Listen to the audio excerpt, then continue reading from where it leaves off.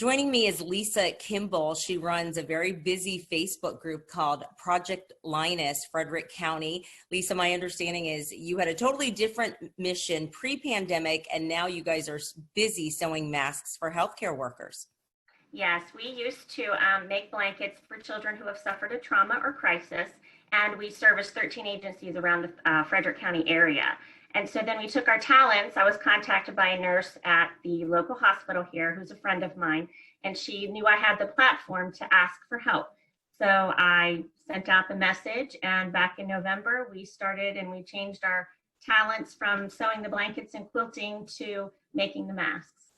How many people are making the masks, and is it relatively easy? Do you have to have sewing skills to do this?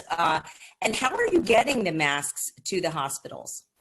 Well, what I did was we collect them, and I don't think it's there's patterns and that have been approved by the local hospital's infection control.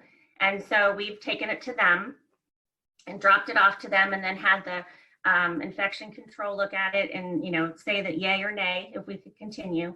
So we have 2 different patterns on our Facebook group page. It's under the file section. And then there's a bunch of other documents. And then we're also starting not only the masks, but people are starting to request the headbands that have the little buttons on them. And talk to us about that. First of all, can you show us a mask? Do you have a headband one that you could show us as well?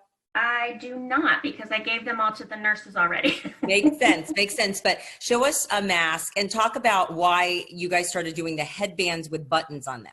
Yeah, so this is an N95 that most people know. So let me put this on.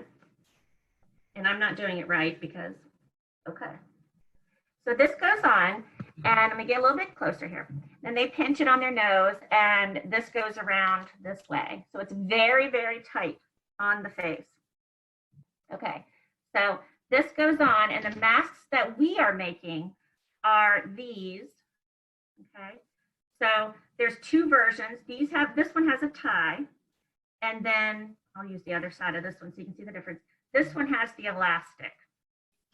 Now, the one with the tie, of course, both of them go over, and what they're doing with these is they're trying to preserve and keep this clean because they have to wear this the entire day.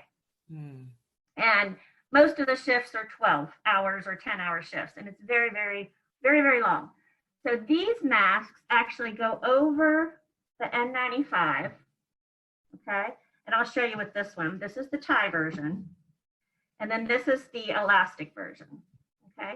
So these go on over the ears, okay, like this.